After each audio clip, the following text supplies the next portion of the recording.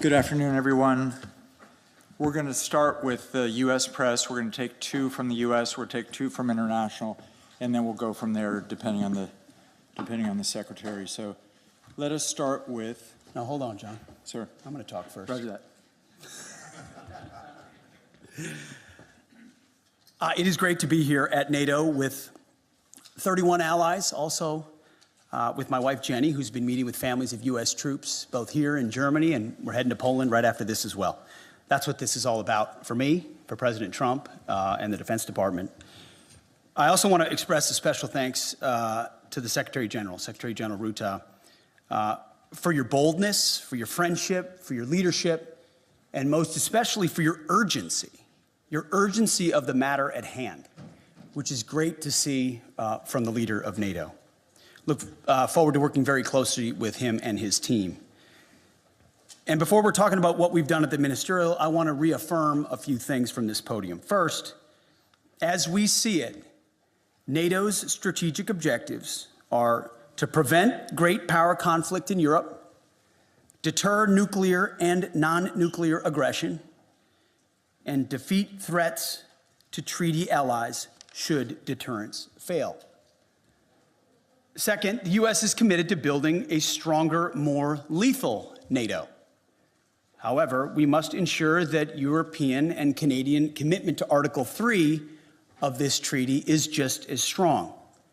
Article 3 says that allies, and I quote, by means of continuous and effective self-help and mutual aid, will maintain and develop their individual and collective capacity to resist armed attack. Leaders of our European allies should take primary responsibility for defense of the continent, which means security ownership by all allies, guided by a clear understanding of strategic realities, and it's an imperative given the strategic realities that we face. And that begins with increasing defense spending. 2% is a start, as President Trump has said, but it's not enough.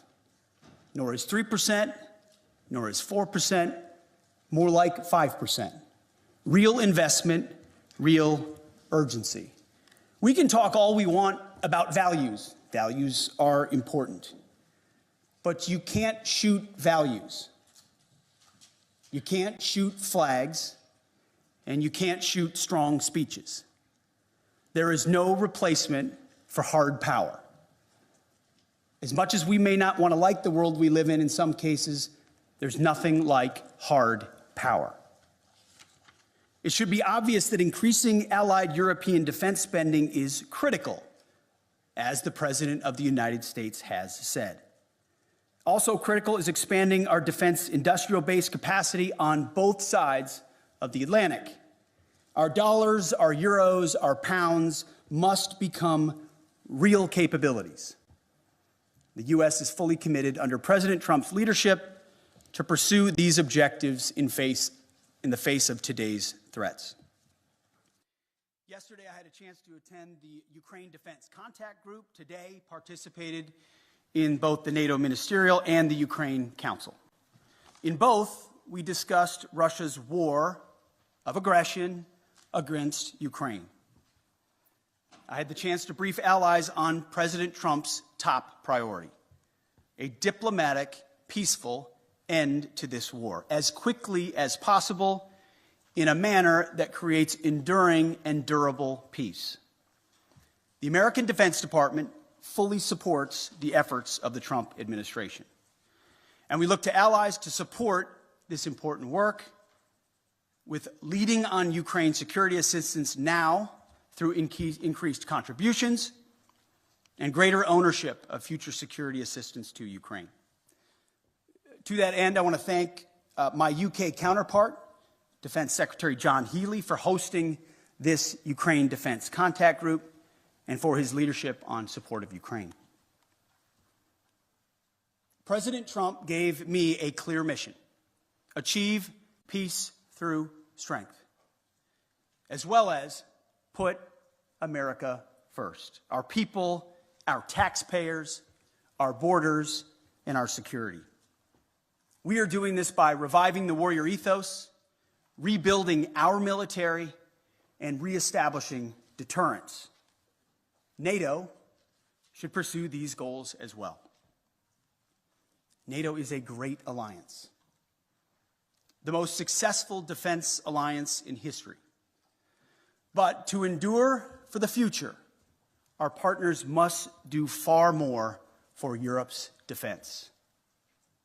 We must make NATO great again. It begins with defense spending, but must also include reviving the transatlantic defense industrial base, rapidly fielding emerging technologies, prioritizing readiness and lethality, and establishing real deterrence. Finally, I want to close with this. After World War II, first General and then President Eisenhower was one of NATO's strongest supporters. He believed in a strong relationship with Europe. However, by the end of Eisenhower's presidency, even he was concerned that Europe was not shouldering enough of its own defense, nearly making, in Eisenhower's words, quote, a sucker out of Uncle Sam. Well, like President Eisenhower, this administration believes in alliances, deeply believes in alliances. But make no mistake, President Trump will not allow anyone to turn Uncle Sam into Uncle Sucker. Thank you, and we're glad to take some questions. Thanks very much. Let's start with the U.S. traveling TV pool with Liz Ferdin.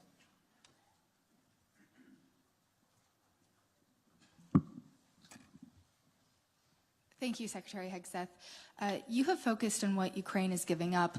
What concessions will Putin be asked to make? Well, I would start by saying the arguments that have been made that somehow coming to the table right now is making concessions to Vladimir Putin outright that we otherwise, or that the President of the United States shouldn't otherwise make. I just reject that at its face. There's a reason why negotiations are happening right now, just a few weeks after President Trump was sworn in as President of the United States. Vladimir Putin responds to strength. In 2014, he invaded Crimea, not during the presidency of Donald Trump. Over 4 years, there was no Russian aggression from 2016 to 2020. In 2022, Vladimir Putin took aggression on Ukraine. Once again, not while President Trump was President of the United States. So any suggestion that President Trump is doing anything other than negotiating from a position of strength is on its face ahistorical and false. So when you look at what he may have to give or take, what's in or what's out in those negotiations, we have the perfect deal maker at the table from a position of strength to deal with both Vladimir Putin and Zelensky. No one's going to get everything that they want, understanding who committed the aggression in the first place. But I challenge anyone else to think of a world leader at this moment who, with credibility and strength, could bring those two leaders to the table and forge a durable peace that ultimately serves the interests of Ukraine, stops the killing and the death, which Trump has been clear he wants to do, and hopefully ultimately is guaranteed by strength of Europeans who are there prepared to back it up.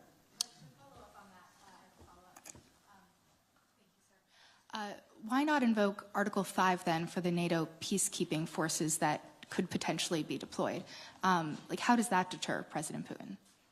Well, I would say, I want to be clear about something as it pertains to NATO membership not being realistic outcome for negotiations. That's something that was stated as part of my remarks here, as part of a coordination with how we're executing these ongoing negotiations, which are led by President Trump. All of that said, these negotiations are led by President Trump. Everything is on the table in his conversations with Vladimir Putin and Zelensky. What he decides to allow or not allow is at the purview of the leader of the free world, of President Trump. So I'm not going to stand at this podium and declare what President Trump will do or won't do, what will be in or what will be out, what concessions will be made or what concessions are not made. I can look, as our team has, of what's realistic, likely on an outcome. I think realism is an important part of the conversation that hasn't existed enough inside conversations amongst friends. But simply pointing out realism, like the borders won't be rolled back to what everybody would like them to be in 2014, is not a concession to Vladimir Putin. It's a recognition of the hard power realities on the ground after a lot of investment and sacrifice, first by the Ukrainians and then by allies, and then a realization that a negotiated peace is going to be some sort of demarcation that neither side wants. But it's not my job as the Secretary of Defense to define the parameters of the President of the United States as he leads some of the most complex and consequential negotiations in the world. Sticking with the U.S. press, let us go with Axios' Zach Basu, right in the far right. Thank you, Mr. Secretary. Given the position you've now staked out, what leverage exactly is Ukraine being left with, especially if the U.S. also plans to wind down its military aid? And then quickly, if a NATO ally is attacked by Russia or any country, will the U.S. unequivocally uphold its obligations under Article 5, regardless of that country's... Well, we've said we're committed to the alliance, and that's part of the alliance, right? You point out Article 5, you point out Article 3. It's just a cheap, I'm not saying it's cheap coming from you, but it's just a cheap political point to say, oh, we've left all the negotiating cards off the table by recognizing some realities that exist on the ground. President Zelensky understands the realities on the ground, President Putin understands the realities on the ground, and President Trump, as a deal maker, as a negotiator, understands those dynamics as well. By no means is anything that I state here, even though we lead the most powerful military in the world, hemming in the commander-in-chief in his negotiations to ultimately decide where it goes or does not go. Well, he's got all the cards he would like. And the interesting part is, oftentimes, while the conventional status quo mindset or the legacy media wants to play checkers, the same checkers game we've been playing for decades, President Trump, time and time again, finds a way to play chess. As a deal maker, as a businessman who understands how to create realities and opportunities where they otherwise may not exist. Take, for example, the conversations that our Treasury Secretary had in Kiev recently with President Zelensky, which will continue in Munich with our Vice President and Secretary of State around investments and resources inside Ukraine. I don't want to get ahead of any decision or announcement that could be made there. It could be any number of parameters. But President Trump, as a deal maker and a businessman, recognizes that an investment relationship with Ukraine, ultimately in the long term for the United States, is a lot more tangible than any promises or shared values we might have, even though we have them. There is something to relationships and deals in real ways, whether militarily or economically or diplomatically, that he sees that are possibilities that could forge together a lot of opportunities to show that solidarity that Vladimir Putin will clearly recognize. That's one of any number of other opportunities that this president will leverage in these high-stakes negotiations. So I just reject on its face the premise that somehow President Trump isn't dealing with a full set of cards when he's the one that can determine ultimately what cards he holds. Great. Now shifting to the international press, we'll take the French wire service Agence France Presse with Max Delaney.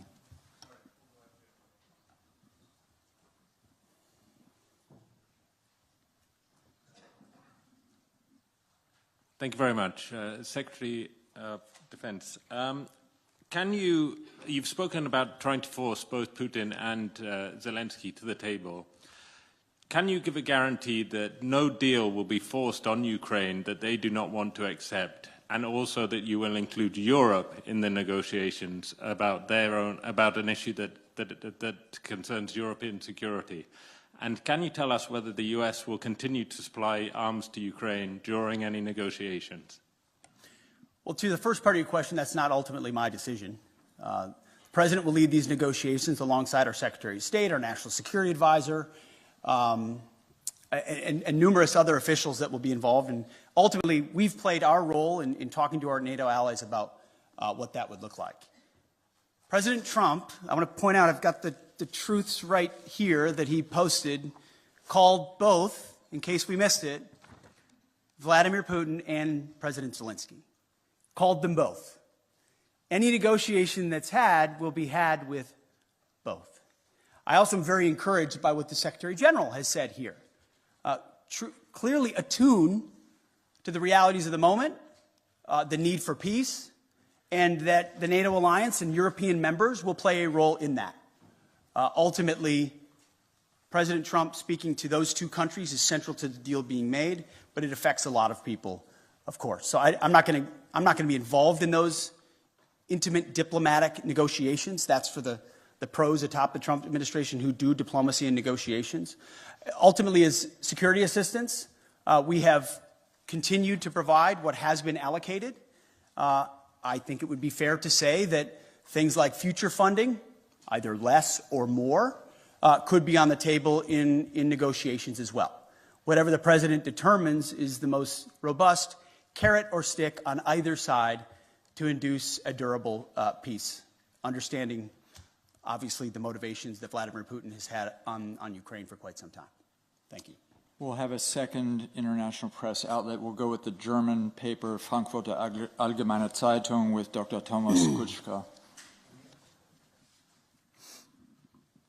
Thanks a lot, Thomas Kutschka, Frankfurter Allgemeine Zeitung. Good afternoon. Mr. Secretary, 2 questions, please. The first one regarding the new defense investment pledge. When you and President Trump speak about raising it to 5%, do you mean European allies only, or do you mean the US as well, which is currently at 3.4% according to NATO statistics? And if the latter is true, when do you think the US could possibly reach the goal of spending 5% on defense? That's number one. Number two, you've said yesterday that Europeans need to take ownership of their own conventional security. So should Europeans expect that ultimately the US would withdraw the bulk of their forces from Europe and just leave in place what is necessary for nuclear deterrence? I know there's a revision going on. I don't expect you to name any numbers, but maybe give us an outlook of what we should expect. Thank you. Thank you. I think nobody can or should contest the extent of America's willingness to invest in national security. We have a budget of $850 billion spent on defense. I'm in the business of ensuring that every dollar of that is used wisely, which is why we're pushing a Pentagon audit and making sure that we're cutting fat so that we've got more at the tip of the spear. 3.4% is a very robust investment, larger than most of our allies within NATO. Any defense minister or secretary of defense that tells you they wouldn't want more would be lying to you. I understand that. Ultimately, we have our own budgetary considerations to be had, but I don't think an unwillingness of NATO allies to invest in their own defense spending can be dismissed away by trying to point at the $900 billion that America has invested around the globe to include the NATO alliance and saying that's not enough. So ultimately, we are very much committed to the NATO alliance and to our allies, but without burden sharing, without creating the right set of incentives for European countries to invest, then we would be forced to attempt to be everywhere for everybody all the time, which in a world of fiscal restraints is, again, to get back to that word reality, just not reality. So yes, we will continue to spend robustly. Our expectation of our friends, and we say this in solidarity, is you have to spend more on your defense, for your country, on that continent, understanding that the American military and the American people stand beside you as we have in NATO, but can't have the expectation of being the permanent guarantor, as I alluded to, from what even Eisenhower observed post-World War II. That shift has to happen. The peace dividend has to end. There are autocrats with ambitions around the globe, from Russia to the Communist Chinese. Either the West awakens to that reality and creates combat multipliers with their allies and partners, to include NATO, or we will abdicate that responsibility to somebody else with all the wrong values. You mentioned Europe. We have not said in any way that we're abandoning our allies in Europe. There have been no decisions based on troop levels. Again, that's a discussion to be had by the Commander-in-Chief in these high-stakes negotiations. And that would most likely come later on. But there is a recognition that the ambitions of the communist Chinese are a threat to free people everywhere, to include America's interests in the Pacific. And it makes a lot of sense, just in a common sense way, to use our comparative advantages. European countries spending here in defense of this continent, in defense of allies here, against an aggressor on this continent with ambitions. That strikes me as the right place to invest. And I don't say that in a condescending way. I say that in a common sense, practical way. Investing in defense on the continent makes sense. We support that as well. It also makes sense comparatively and geographically for the United States, along with allies in the Pacific, like Japan and South Korea and the Philippines and Australia and others, to also invest in allies and partners and capabilities in the Pacific to project power there in service of deterrence. That deterrent effect in the Pacific is one that really can only be led by the United States. We wish we could lead everywhere at all times. We will stand in solidarity with allies and partners and encourage everyone to invest in order to have force multiplication of what we represent, but it requires realistic conversations. Those with disingenuous motives in the media, I don't mean to look at you, I'm just saying anyone that suggests its abandonment are trying to drive a wedge between allies that does not exist. We are committed to that NATO alliance.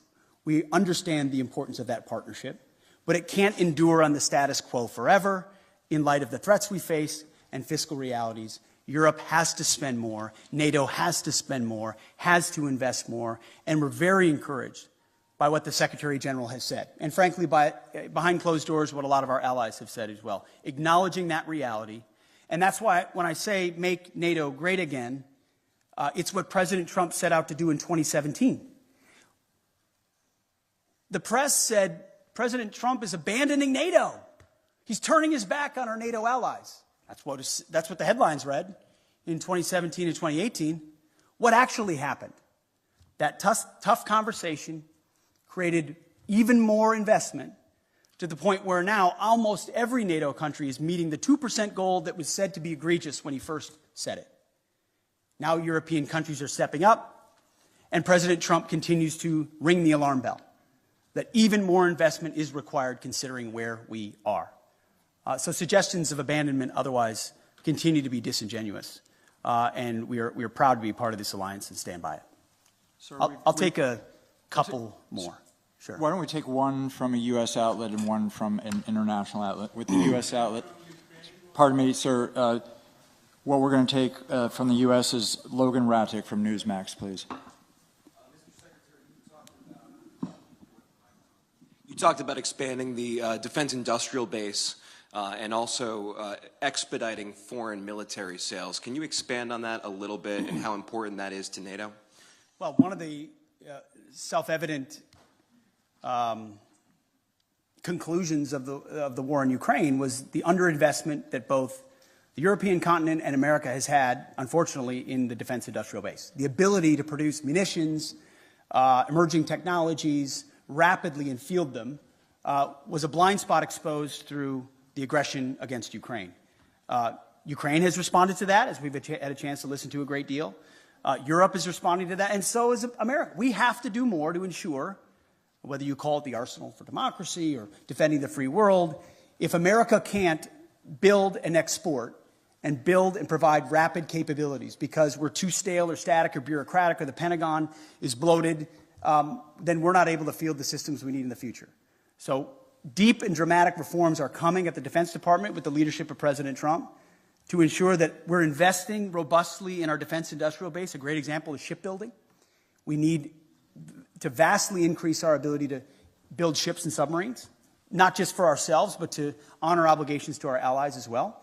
And we will do that. Foreign military sales is another thing I mentioned this morning with the Secretary General. We have, for a long time, been the country, by, with, and through, that our allies are able to supply major platforms and weapon systems like the F-35 and the Patriots and others. Whatever the system is, we need to reform that process so it's quicker. So a request today isn't delivered 7 years from now, but 3 years from now with less red tape and with the most efficient and effective technology possible. We hear that from our allies, and that's part of being a good faith partner, is we're going to invest in our defense industrial base. We're going to make sure foreign military sales are as rapid as possible, which again is a force multiplier for American power, which is something we want to do in a contested world. For our final question, we'll go to an international outlet, the Japanese service NHK, with Tsuchiyo Sugita, please.